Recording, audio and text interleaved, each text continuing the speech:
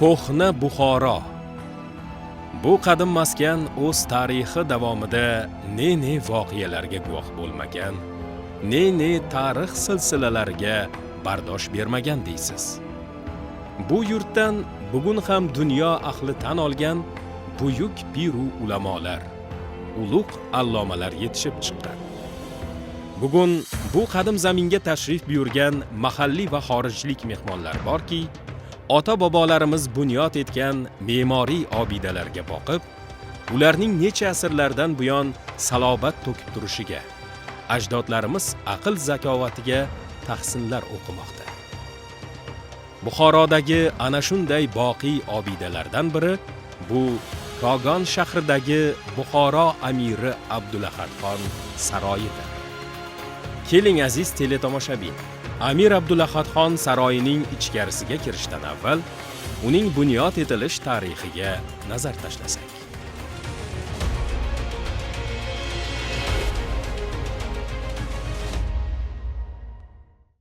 Buxoro amiri Abdulahadxon o'z davrining islohotchi hukmdorlaridan bo'lgan.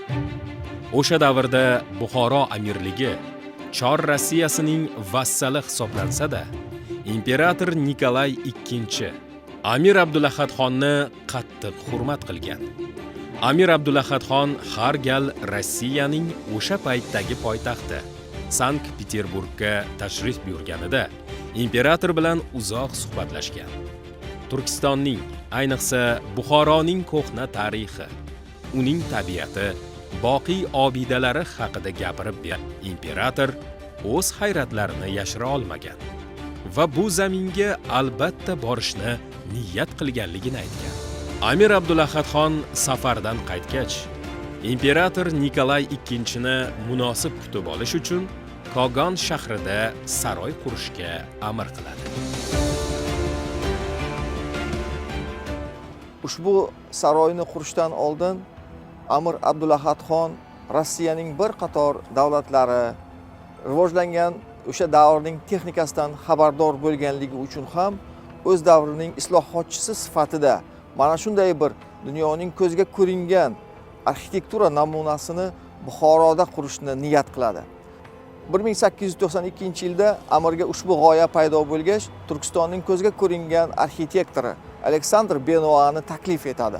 Aleksandr Benoa amirning barcha istak tilaklarini inobatga olib, ushbu loyiha ustida 3 yil bosh qotirgan va mana shu loyihani shaxsan amirning o'zi tasdiqlagan. 1895-yilda ushbu ko'rib turgan binoning ilk poydevori qo'yilgan. 1898-yilga kelib ushbu bino butkul bitgandan so'ng amirning o'zi kelib bu saroyni ochilishiga ishtirok etgan va qabul qilgan. Ushbu ko'rib turgan majmua o'z davrida, demak, juda katta hashamatli bino bo'lish bilan birgalikda atrofida juda katta bir bog'lar, fontanlardan iborat bo'lgan 4 gektar hududni tashkil etgan. Benoa o'zini vaqtida shu loyihani qilishdan oldin Buxoro shaharsozlik, me'morchilik haligi uslublarini o'rganib chiqadi. Chunki uni mana bu yerda moslashtirib, ularga bergan haligi talabga javob beradigan bino qurish kerak bo'lgan. Bu yerda bir ajoyib narsa borda.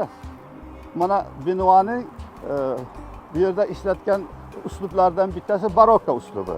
Barokko uslubi bu 18-asrgacha bo'lgan davrda mana barcha o'sha Yevropa davlatlarida bu o'sha binolarni juda ham haligi nima deydi, dabdabali, hashlamatli qilib o'sha davrda o'sha uslublardan foydalangan holda qurilgan bo'lgani uchun o'sha uslubni bu yerda ham qo'llash kerak bo'ladi. Endi uchun ikkinchi uni sharq haligi arxitekturasini o'sha davrdagi uslublarini ham qo'llash kerak bo'ladi. O'shanga bu Marakan haligi davlatini uslubini o'sha qo'llashga qaror qiladi. Eng qizig'i keyin ampir usuli deydi. Ampir usuli bu saroysozlikda juda ham ko'p ishlatiladigan, unga katta bir nimalar beradigan, shunaqa bir mavqeini ko'taradigan uslublar bu ampir uslubi deydi. Ana shu 3 ta uslubni moslashtirib, eng qizig'i shuni Buxoro tarixini quradi. Konstruktiv tomonlarini aytsak, mana qarang, keling, o'sha poydevordan boshlaylik. Poydevor 3 xil toshdan qilingan.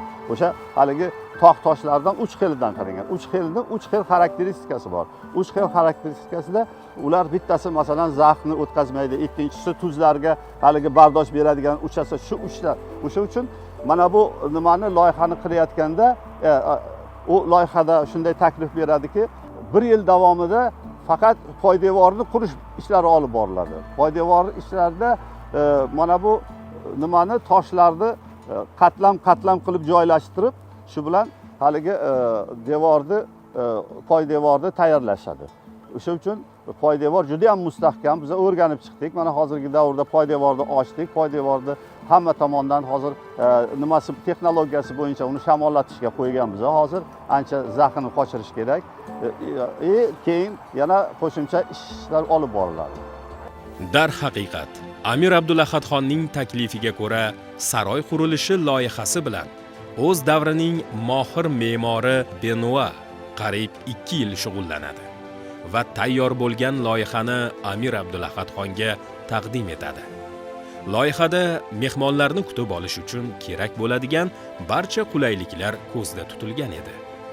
Hashamatli kutish zallari, tamaddixona, dam olish xonalari, yotoqxonalar, ikkinchi qavatda hordiq chiqarish uchun maxsus ayvonlar Benuaning loyihasida har tomonlama puxta o'ylanganligi bois amirga ma'qul bo'ladi va saroy qurilishi 1895-yilda boshlab yuboriladi. Qurilish ishlariga mas'ul qilib tajribali muhandis Dubrovin tayinlanadi. Saroyning janub, sharq va g'arb tomoniga eshik qurilgan. Hayratlanarlisi, uning qay tarafidan kirishingizdan qat'iy nazar, saroy xonalarini aylanib, ikkinchi tomondan chiqib ketish mumkin bo'lgan. Janub tomondagi eshikdan kirishingiz bilan hashamatli ustunlar va devorlardagi ganchli naqshlar e'tiboringizni tortadi.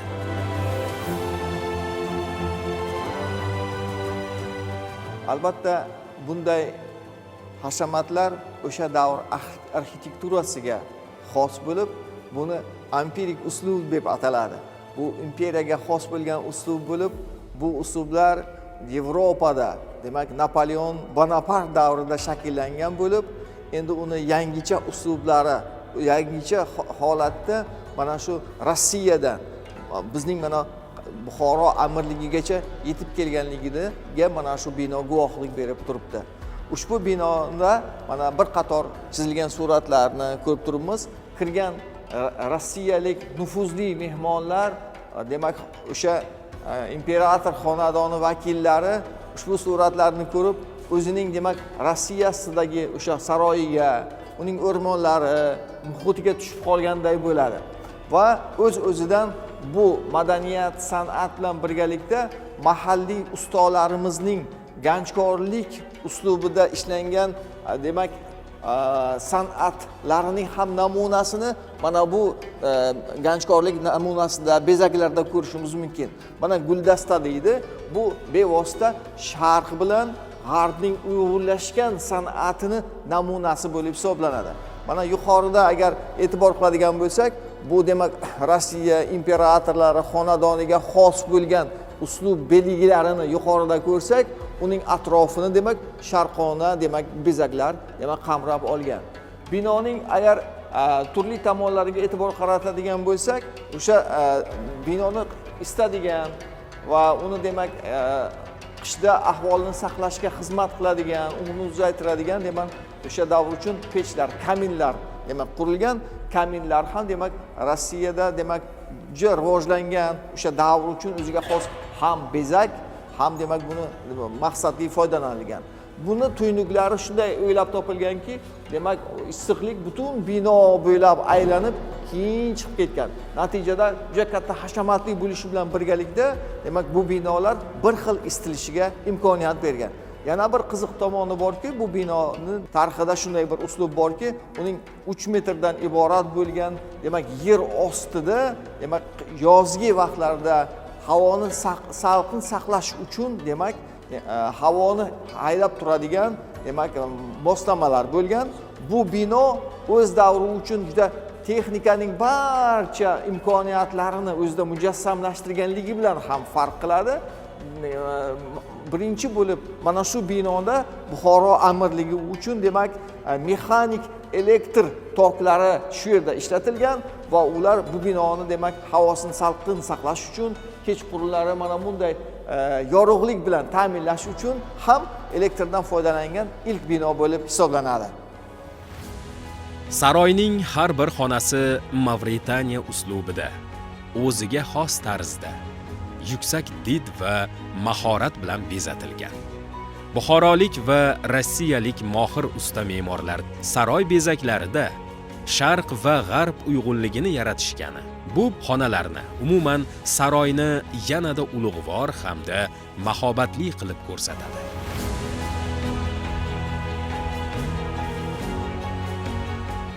Biz hozir Amir Abdulahadxon saroyining eng katta qabullar zalida turibmiz. Ushbu saroy biz bilamizki, Romanovlar sulolasining hukmdori Nikolay II ni qabul qilish uchun qurilganligi uchun ham mana shunday hukmdorlar, rus hukmdorlarini qabul qiladigan hashamatli nuqtai nazardan barpo etilgan. Bu binoga kirgan kishi avvalambor bu bezaklar va bu binoning balandligini ko'rib turib, bevosita Ermitajga tushib qolganday bo'ladi. Ermitajning bir bo'lagini o'ziga tasavvur qiladi. Shu uchun ham o'sha davrga xos bo'lgan qurilish uslubi bilan birgalikda o'sha Rossiyaning mashhur bo'lgan bir qator qurilish uslubida ko'pgina ishlatilgan mana kaminlardan 5 tasi bu yerda demak o'rnatilgan. Chunki bino nihoyatda baland, mana akustikasi ham o'shanga mos bo'lgan. Akustikani o'z joyiga qo'yishdan maqsad bu yerda juda katta qabullar, ballar tashkil etilganligi nuqtai nazardan ham oldindan shu narsalar inobatga olingan. Endi biz yuqorida ko'rganimiz kabi bu yerda ham demak qo'lda chizilgan Rossiyaning peyzajlarini ko'rishimiz mumkin. Mana o'sha daraxtlari, Rossiyaning qishini o'ziga aks etgan demak rasm namunalari, chizmalarini ko'rishimiz mumkinki, bevosita bu xonalarga tushib qolgan Rossiyaning hashamatli demak binolariga o'zini his qilishga imkoniyat beradi. Albatta rus ustalari bilan birgalikda bu yerda mahalliy ustalar ham ishlashgan. Albatta rus quruvchisi Dubrovin degan kishi bu binoni qurayotgan vaqtda mahalliy ustalarni ham hunariga lol qolgan desak xato bo'lmaydi. Albatta Amir Abdulahadxon bunday ustalarni rus ustalari bilan ham fikr, ularni talabiga javob berishi uchun avvalambor mahalliy ustalarni Rossiyaga, Sankt-Peterburgga, Yaltaga jo'natib, u yerdagi qurilish uslublaridan namunasini o'rganib kelishini talab qilgan. Mahalliy ustalar borib u yerdan o'rganib kelgan va ularni ko'rgan, ilhomlangan va natijada ikki demak xalqning, davlatning qurilish uslubi, san'atini uyg'unlashgan holatini mana shu yerda ko'rishimiz mumkin. Mana shu barcha ganchkorlik uslublari mahalliy buxorolik ustalar tomonidan o'sha davrda qurilganki, qarang, bu bugungi kunga qadar ham mana o'zining asliyatini saqlab turibdi. Saroyning g'arbiy tomonidagi eshigi o'zbek milliy hunarmandchiligi namunalarini o'zida mujassam etgan. Uning ko'rinishi va bezaklari boshqa asosiy eshiklardan tubdan farq qiladi. Saroy ayvonini sinchiklab tomosha qilar ekansiz, bu yerda ham milliylik, g'arb uslublari bilan uyg'unlashganini ko'rasiz. Biz Amir saroyining g'arbiy qismidagi qabullar zalida turibmiz. Bu yerda nufuzli mehmonlar qabul qilingan. Bu zalni bezashga o'ziga xos bir hashamat berish uchun yog'och o'ymakorligi, ganchkorlik san'ati, marmar bezaklari bilan birgalikda demak uyg'unlashgan holatda mana shunday bir go'zal bir san'at asari yaratilgan. Albatta bu o'sha davrdagi barcha o'ziga xos rivojlangan go'zallik san'atning uyg'unlashgan bir namunalarini ko'rsatish bilan birgalikda Yevropa san'atining ham namunalari bu yerda aks etgan. Mana derazalarga qaraysizmi? Bu o'sha davrning zamonaviy derazalar, Yevropaga xos bo'lgan derazalar aslicha bugungi kunda saqlanib qolgan. Yana bu bino bir narsani bizga eslatadi. Biz bilamizki, Amir Abdulahadxon bundan tashqari Moxxosa saroyini ham qurgan.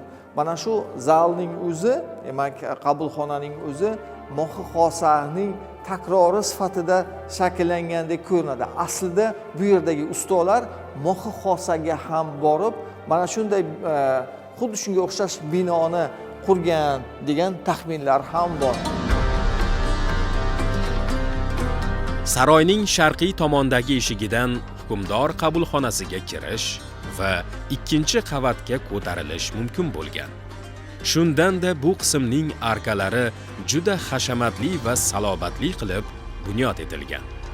Ular islomiy naqshlar bilan bezatilgan. Ganchkor naqshlarda o'sha davr ustalarining mahorati yaqqol ko'zga tashlanadi. Biz hozir binoning sharqiy tomonidamiz. Binoning qaysi bir burchagidan qaramasangiz, har bir burchakda o'ziga xos hashamatni ko'ramiz. G'isht terish uslubidagi san'atmi, ganchkorlik uslubidagi san'atning namunasimi yoki temirga berilgan ishlovning san'atning namunasimi, hammasi to'rttala tomondan ham juda hashamatli qilib qurilgan. Mana hozir g'ishtlarning tarixini o'zi ham bir alohida bir ahamiyatga ega. G'ishtlarning o'zi Nikolay g'ishti deb atalgan mahalliy tilda, bular o'sha davrda Rossiyadan maxsus olib kelingan va bular juda uzoq muddat ishlov berilganligi uchun ham mana 125 yildan ortiq davr mobaynida mana demak hech qanday bir zarar yetmagan holatda shu kungacha yetib kelyapti. Agar g'isht terish usuliga e'tibor qiladigan bo'lsak, o'sha davrda Yevropada juda rivojlangan o'sha uslublarning biri bo'lmish gotika uslublarini bu yerda ko'rishimiz mumkin. Mana shu gotika Yevropada demak eng san'atning yuksak namunasi hisoblangan mana shu g'isht terish uslublari ham bizning Buxoromizda 19-asrning oxirlaridayoq shakllangan va bu mahalliy san'at turlari bilan uyg'unlashib ketganligini ko'rishimiz mumkin. Va shuni alohida ta'kidlash joizki, mana 19-asr oxirida, 20-asr boshlarida Buxoroda demak Yevropaning eng so'nggi arxitektura namunasi bo'lmish. Bugungi kunda esa jahon arxitekturasining ko'zga ko'ringan ajralmas bir arxitektura elementi va umuman katta bir arxitektura yodgorligi saqlanib qolganligini demak guvohi bo'lib turibmiz.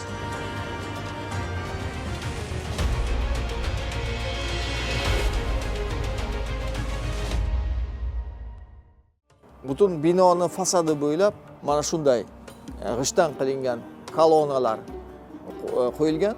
Bu o'ziga xos demak hashamat, ulug'lik, ulug'vorlik belgisi sifatida demak namuna sifatida qilingan bo'lsa, uning yuqori qismini esa mahalliy demak ganchkorlarning namunalari bilan yanada uyg'unlashib yuqoriga qadar ko'tarib ketilgan. Mana bu hozir biz mana bu ayvonni ko'rib turibmiz. Mana shu ayvon, mana bu ikkinchi qavatga, mana bu ikkinchi qavatga to'g'rilangan. Undan keyin mana bu ayvon, mana oldindagi ayvon. Bu ayvonlarning hammasi agar hozir qarab tursak shimolga qaratilgan. Shimolga qaratilgan bo'lgani uchun u shimol tomondan keladigan shamollarni, o'sha issiq havo dim bo'lganda shamollarni ushlab qoladi u to'sib qoladida uni olib kiradi ichkariga. Ichkaridan mana tagdan chiqadigan salqin havoni ichkariga olib kirib, xonada salqinlikni ta'minlaydi. Buxoro an'anaviy me'morchiligimizda bu asosiy elementlardan biri bo'ladi, chunki Buxoro an'anaviy me'morchilik asoslarida xonani salqinlash, uni isitish masalasida juda ko'p o'ylangan va mukammal yechimlar topilgan. Mana shu yechimlardan foydalanadi bino bu yerda. Shu uchun mana bularni ko'rib turibsiz. Faqat uni haligi ko'rinishi bu yerda Yevropa ko'rinishida ko'rinyapti. Bizda uni haligi milliy ko'rinishda ayvonlar, mana ustunlar shular bilan bog'lanadi. Mana shu narsa bu yerda takrorlanyapti. O'sha uchun bu haligi bizlarning mehmonxona uslubida qilingan mana shu inshoot deb biza bemalol aytishimiz mumkin. Mana shu yerda ham muallifni harakatlari sharq bilan g'arbni haligi uyg'unlashtirib, shu asosda haligi yaratgan mualliflik mana loyihasi bo'ladi bu. Saroyning ikkinchi qavatidagi bolaxona qismida ham me'morchilikning g'arb va sharq uyg'unligi yaqqol ko'zga tashlanadi. Bu joy xon va uning hurmatli mehmonlari uchun katta ahamiyatga ega bo'lgan. Ular bu yerdan Kogonni hayrat bilan tomosha qilishgan.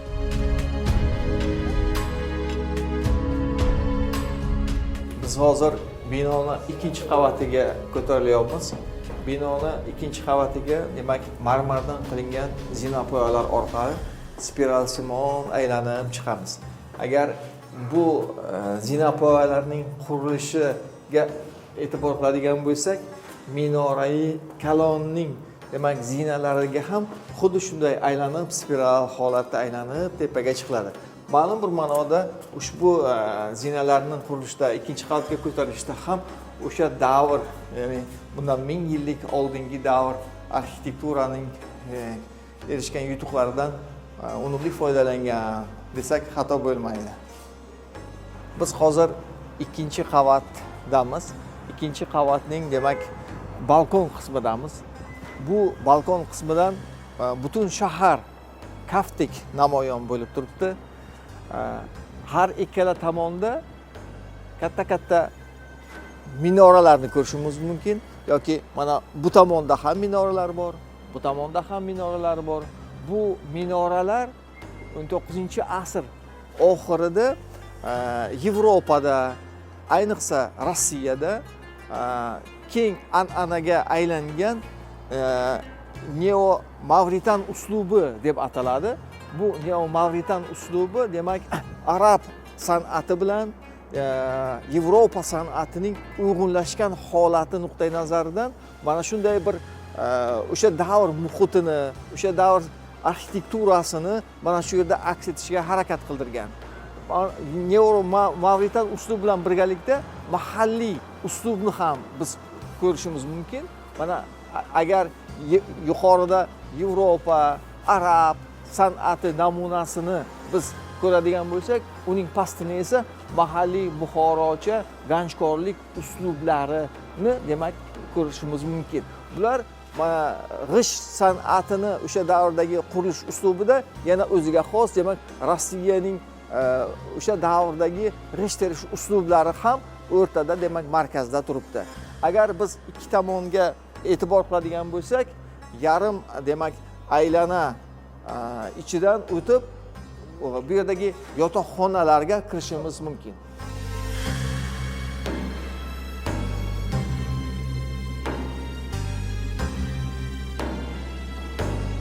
Bundan 125 yil oldin mana shu bino sharq bilan g'arbni boshda bog'lab turadigan katta bir tayanch nuqtasi bo'lgan.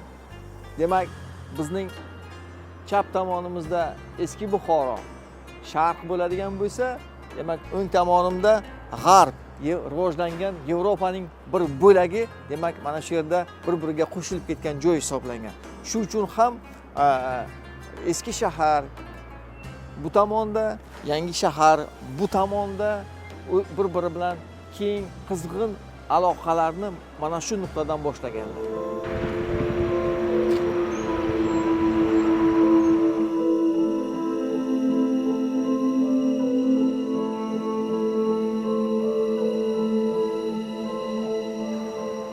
Kogon.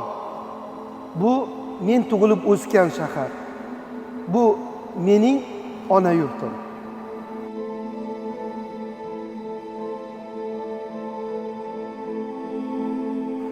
Har gal mana shu yerga kelganimda o'sha bolalik davrlarim yodimga tushib ketadi.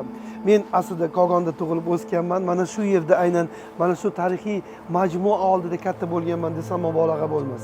Haqiqatdan ham bolalik davrlarim mana shu tarixiy yodgorlik bilan bog'liq. Ko'p kelardim bu yerda, ko'p shu mana shu bino oldidan o'tardim va faxrlanardim. Ota-bobolarimiz qarang bizga shunday bir tarixiy yodgorliklarni barpo etib qurib, bizga shunday qoldirib ketganliklaridan g'ururlanib, faxrlanib yurgan paytlarim bo'lgan va shu yerda tug'ilib o'sganimdan ham juda bir quvonaman. Yana bir tomoni borda, biz kogonliklar shu yerda katta bo'lgan insonlar ko'p uning davrlarini, boshidan qanday kunlar kechganini, qanday bir holatlar bo'lganini ko'p eslaymiz, yodimizga olamiz. Shunday bir paytlar bo'ldiki, bu bino nurab bordi, qandaydir bir ta'mir talab bo'lib qoldi. Uni ham ko'rib bir afsuslandim, qalban bir o'ksingan paytlarim bo'ldi. Xo'sh, ota-bobolarimiz bizga shunday binolarni qoldiribdi-yu, biz nega kelajak avlodga uni qoldira olmayapmiz? Nima uchun unga bir e'tibor bera olmayapmiz degan bir savollar ham paydo bo'ldi.